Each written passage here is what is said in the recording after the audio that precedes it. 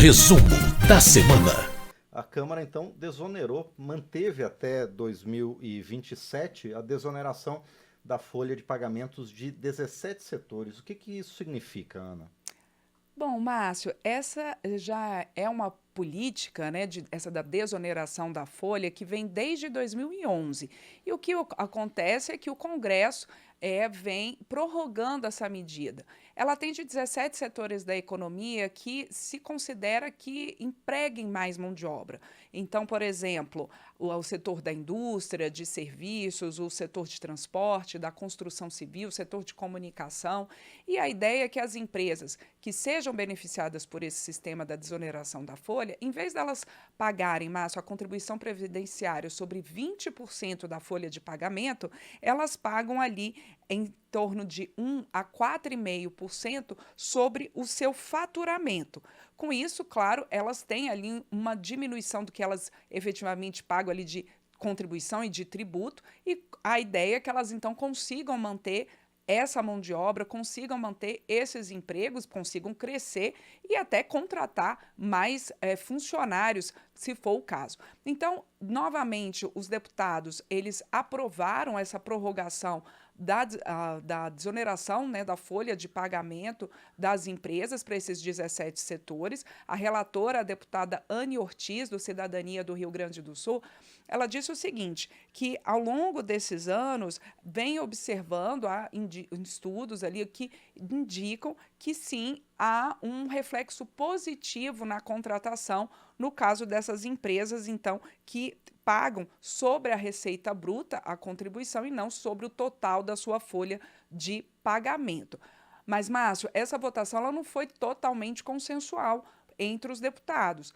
Houve ali bancadas, como, por exemplo, a bancada do PSOL, que foi contrária em alguns pontos, até apresentou uma emenda, mas essa emenda acabou rejeitada pela maioria dos deputados, porque o PSOL, por exemplo, diz que essa política, ela que vem desde 2011 e que agora está sendo prorrogada até 31 de dezembro de 2027, que essa política da desoneração da folha, ela não necessariamente obriga a empresa a manter os seus postos de trabalho. Então, o pessoal queria até colocar ali uma emenda no texto para que as empresas não pudessem demitir.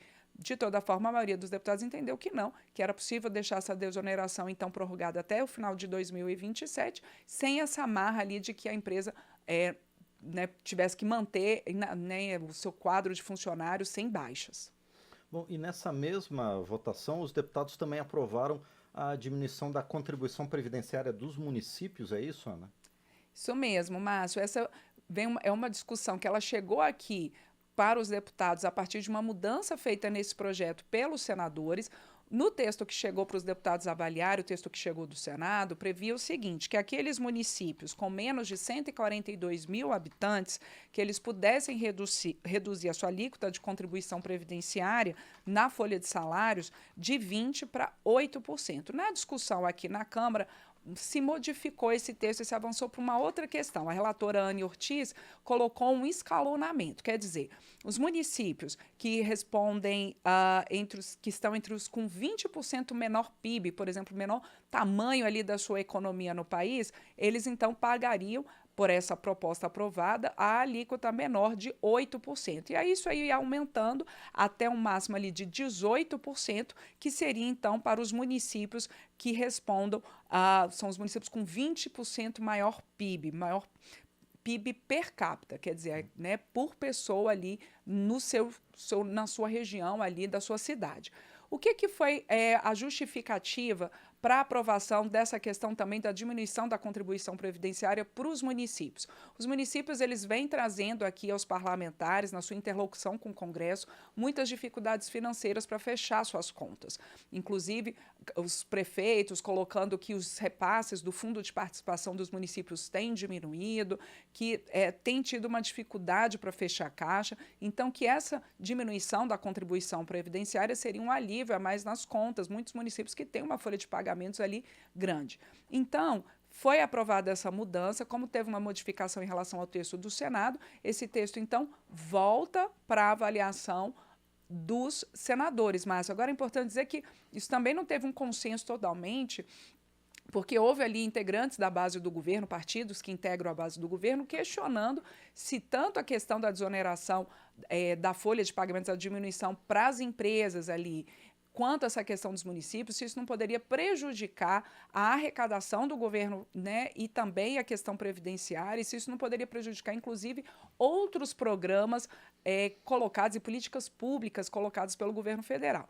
O líder do governo na Câmara, o deputado José Guimarães, do PT do Ceará, disse que, nesse momento, o governo entende que as empresas estão saindo de um momento de crise, a gente teve ali ainda os reflexos, a gente ainda tem alguns reflexos da pandemia, a mesma coisa em relação aos municípios. Então, o governo entendeu que, nesse momento, essa prorrogação até 2027 para os 17 setores da economia e essa mesma redução da contribuição previdenciária dos municípios também até esse prazo, que o governo entendeu que era importante nesse contexto, mas que sim, tanto a desoneração da folha de pagamentos como a redução da contribuição previdenciária sobre a folha dos municípios, que isso precisa ser rediscutido de uma maneira mais ampla. Márcio. Bom, agora a gente também tem 3 temas que relacionam educação com saúde e bem-estar, que foram aprovados pelos deputados. Um deles, Ana, é o atendimento diferenciado para alunas gestantes ou lactantes. Como é que vai funcionar isso? Márcio, esse projeto é muito importante e a gente teve a entrevista nessa semana aqui no painel eletrônico com o autor dessa proposta, o deputado Rubens Ottoni, do PT de Goiás, e ele colocou uma coisa na entrevista que vale a pena a gente chamar a atenção, que isso não está garantido na Constituição, isso não está garantido na legislação, que o direito à educação ele tem que ser integral e para todos. Só que para as mães, para as estudantes que engravidam, para as estudantes que amamentam, esse direito não está tão garantido assim, Márcio. Porque em muitos locais essas mulheres não têm condições especiais nesse momento tão importante da sua vida. E às vezes, e com muita frequência, elas acabam abandonando os seus estudos, porque não conseguem ter o apoio nesse momento. Por isso que essa proposta aprovada, que teve a relatoria da deputada Natália Bonavides, do PT do Rio Grande do Norte, ela é importante nesse sentido, porque ela indica que nos mais diferentes níveis de ensino, que estados, municípios, governo federal, instituições de ensino têm que proporcionar a essas mulheres que sejam estudantes condições especiais quando elas estiverem grávidas ou quando elas estiverem amamentando com filhos pequenos ou adotarem. E aí o que inclui nessa questão de condições especiais? Que, por exemplo, possa haver a possibilidade de suspensão do seu curso por 6 meses, que elas não percam bolsas relativas a atividades de ensino, monitoria, pesquisa, extensão, que elas possam ter, por exemplo, a possibilidade, se for o caso na instituição de ensino, de uma aula virtual ou de uma prorrogação de um prazo para entrega de trabalho ou uma prova diferenciada, enfim, que as instituições, que os órgãos de ensino, que eles cheguem ali a um bom senso para proporcionar a essas mulheres condições para que elas mantenham os seus estudos. E a relatora Natália Bonavides, ela deu um dado em plenário, mas chocante, que ela diz que há um estudo, por exemplo, que no caso da graduação, que as mulheres que estão na graduação e que engravidam, mais de 60%, 62% abandonam o curso. E no caso dos homens que tenham filhos ali durante a graduação, só 3% abandonam o curso. Então, é uma discrepância bastante grande e esse projeto vem para sanar essa questão. E é uma proposta que ainda precisa da avaliação agora dos senadores. Bom, outra proposta aprovada exige a divulgação da lista de espera nas creches. Para que isso vai funcionar, Ana? Pois é, essa proposta, Márcia, a lista de espera dos estabelecimentos de educação básica, em geral, incluindo as creches, é naquela situação ali de transparência, que o poder público ele tem que ser transparente em relação a essas vagas. Então, vamos lá.